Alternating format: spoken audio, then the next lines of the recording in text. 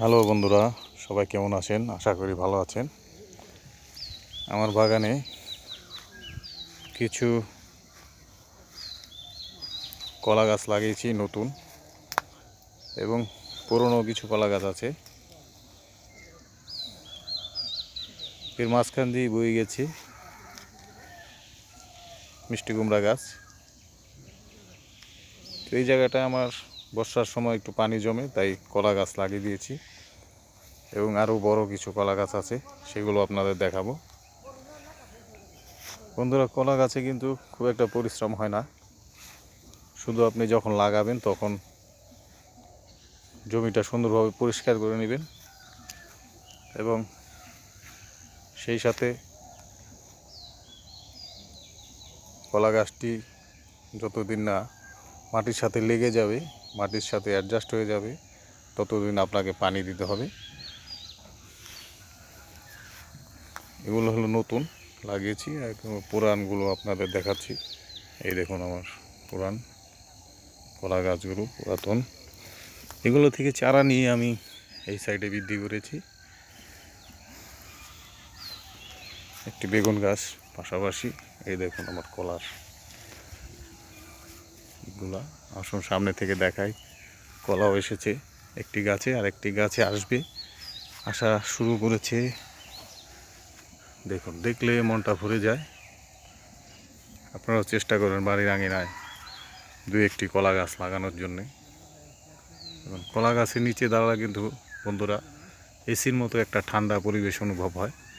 আপনারা রৌদ্রের মধ্যে বা এমনি কলা গাছের নিচে দাঁড়িয়ে দেখবেন যে কীরকম লাগে।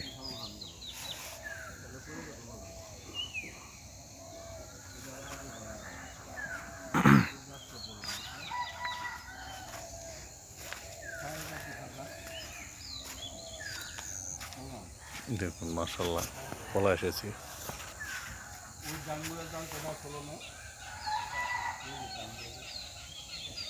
একটি গাছে, আরেকটি গাছে আসতেছে, দেখাই আপনাদের।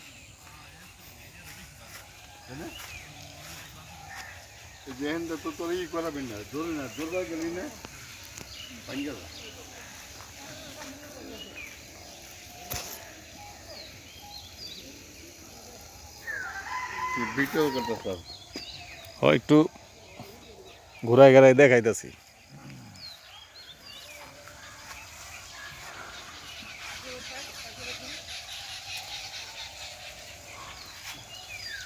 দেখুন বন্ধুরা, সবাই চেষ্টা করবেন বাড়ির আঙিনায় ফসলি গাছ লাগানোর জন্য। এতে আপনার মনটাও ভালো থাকবে, চাহিদাও মিটবে, অর্থ বাঁচবে, এবং আনন্দও পাবেন। সবাই চেষ্টা করবেন বাড়ির আঙিনায় অপরিত্যক্ত জায়গায় ফেলে না রেখে কিছু গাছ লাগিয়ে দিবে। খুব একটা পরিশ্রম নয় বন্ধু, অল্প পরিশ্রমে আপনি আনন্দ নিতে পারবেন, শখ মেটাতে পারবেন।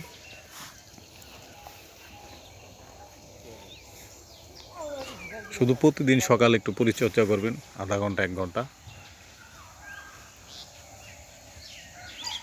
এবং পানি দিবেন। ঠিক আছে বন্ধুরা, সবাই ভালো থাকবেন, সুস্থ থাকবেন, এবং আমার জন্য দোয়া করবেন। এবং সবাই আমাকে ফলো করে দিবেন, আমি আপনাদের সাথে সাথে ফলো করে দিব।